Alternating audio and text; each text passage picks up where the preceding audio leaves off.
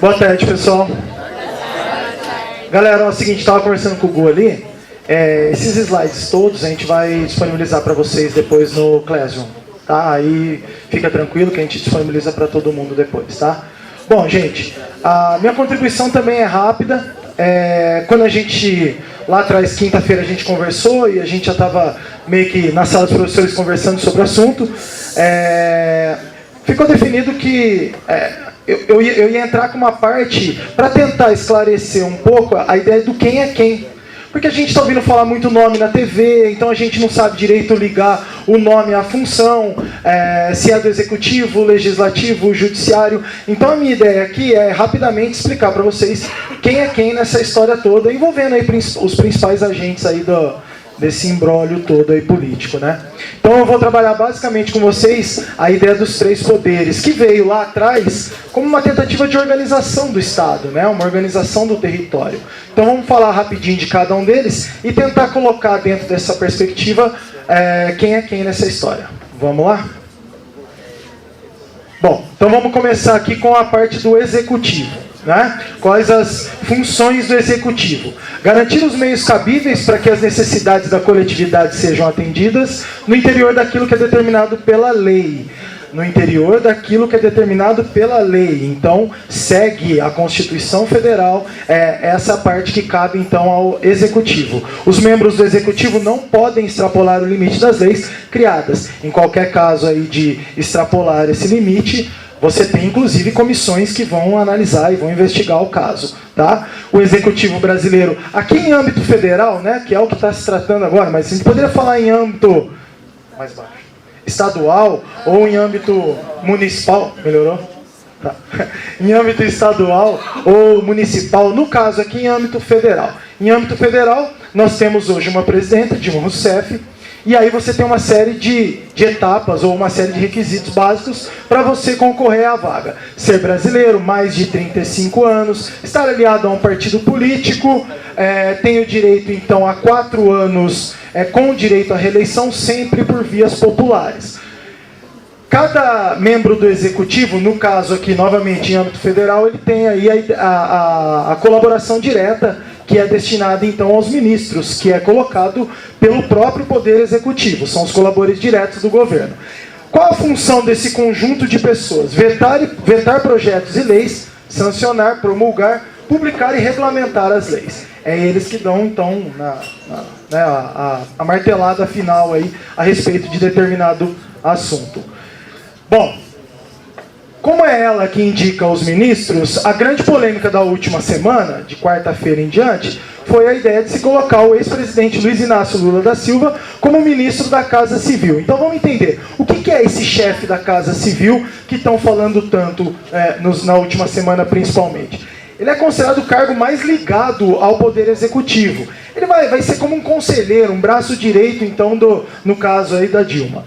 Ele dá assistência, assessoramento direto e imediato ao presidente da República no desempenho de suas atribuições. Verificação prévia da constitucionalidade e legalidade dos atos presidenciais. A figura do Luiz Inácio Lula da Silva, hoje, então, ela é ligada, mas vamos entender que ele ainda não tomou posse, pelo menos até hoje de manhã não, né? Não tomou posse, tem as liminares, né, que derrubaram aí a posse dele, mas se caso então ele vir assumir, é essa a função dele, ele será o conselheiro direto da Dilma. Vamos lá.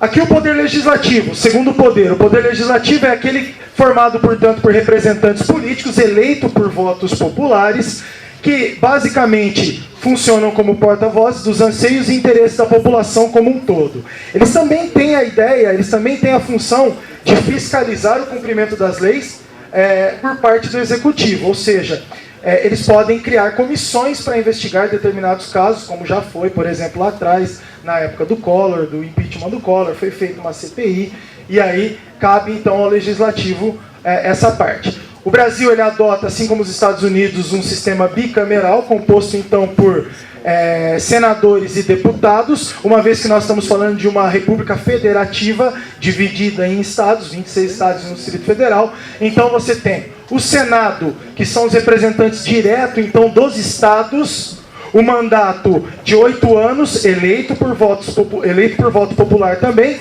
num total de 3 por estados. Não há diferença entre estados, não importa se mais rico, mais pobre, com mais pessoas, menos pessoas, 3 por estado, incluindo o Distrito Federal, 81 no total. Deputados são os representantes diretos do povo, o seu representante em Brasília. Votamos no Tiririca e temos ele como representante. Tá? Nosso representante direto em Brasília. Nunca falta, verdade.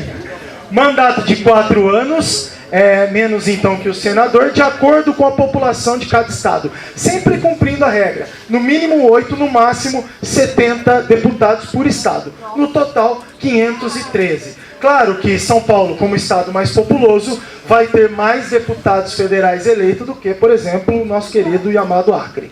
Né? Então, a gente tem essa diferença clara aí entre os deputados e senadores. Senado representa diretamente o estado, deputados diretamente o povo. Bom, esse é o presidente atual, então, do Senado, Renan Calheiros, do PMDB, e o presidente da Câmara, Eduardo Cunha, do PMDB também. Aqui só vale uma análise, gente, rápida, de como...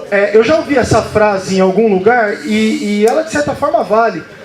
A ideia é que o PMDB, por muitas vezes, na história do Brasil, ele governa sem governar. Ele não indica nenhum candidato direto, por exemplo, ao cargo do Executivo, mas ele está sempre fazendo alianças e, normalmente, o PMDB tem lá a maioria no Congresso, ou ele tem ali o presidente do Senado, o presidente da Câmara. Então você tem aqui, nesse caso, os dois acontecendo aí por parte do PMDB. As comissões parlamentares, que eu falei, aquela parte mais investigativa, que cabe também aí ao Legislativo, né? Normalmente os órgãos do Poder Legislativo podem convocar comissões a fim de analisar e ouvir os representantes do Executivo quando assim julgarem necessários.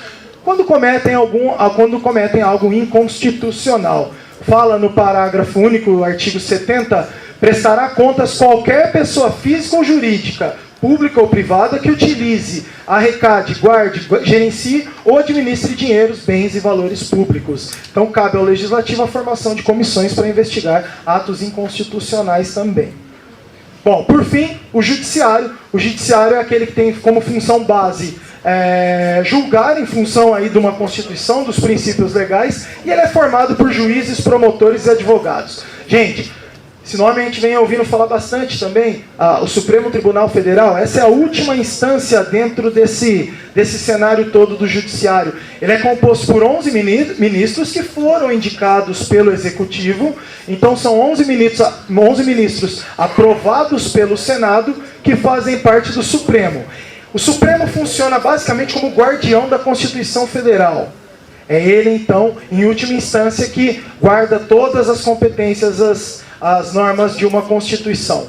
Hoje, o atual presidente é o Ricardo Lewandowski, que atuou lá atrás como revisor, por exemplo, no período do Mensalão. Na época, era o Joaquim Barbosa. Tá?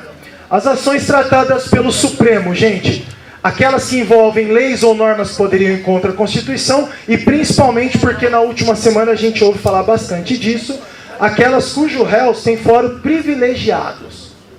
O que é o fórum privilegiado? É o privilégio concedido a qualquer autoridade política.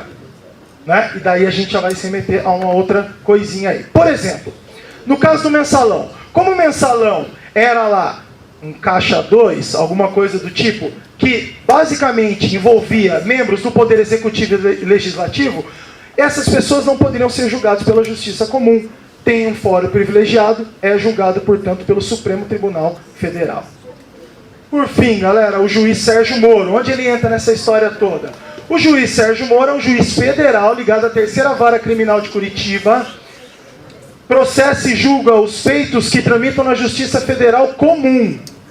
Ele tentou, acho que em 2014, o ingresso ao Supremo Tribunal Federal e não foi aceito. E por sua vez ele tem competência para julgar as causas que envolvem a União e seus entes federais. Ele é o atual juiz da Operação Lava Jato, aquele que investiga os possíveis atos que envolvem corrupção na maior estatal do Brasil hoje, a Petrobras. O juiz Sérgio Moro se envolve também numa polêmica nessa última semana, e eu finalizo com isso. As possíveis manobras e inconstitucionalidades que ocorreram então nessa última semana, um fala uma coisa, é muita informação desencontrada, né? Um fala uma coisa, o outro fala outra, um defende o seu lado, o outro defende o seu, e aí a gente tem aí rapidinho, para finalizar, porque meu tempo já foi, a primeira então seria uma manobra. Colocar o Lula como ministro foi uma manobra do PT? Então, tá lá, ele será investigado e julgado em última instância, somente pelo Supremo. Ele se livra das mãos do Moro. Ele vai então ser julgado diretamente pelo Supremo Tribunal Federal. Para muitos foi uma manobra política do PT. Segundo, foi um ato inconstitucional que o Sérgio Moro fez? O áudio que vazou e que chegou, por exemplo, na maior rede de telecomunicações, no mesmo dia, na quarta-feira à noite, para o Supremo Tribunal Federal, é inconstitucional, pois, por exemplo, para chegar na mídia um áudio que envolve a presidente, por mais que não seja dela o telefone grampeado, só poderia chegar com autorização do Supremo Tribunal. Então é algo inconstitucional. Ok? Tranquilos? Ele disse que era para o bem, ele falou isso, né? Para o bem de todos, que eu posso então... Mas é inconstitucional, segundo o Supremo Tribunal Federal. Aqui eu estou passando a versão do Supremo.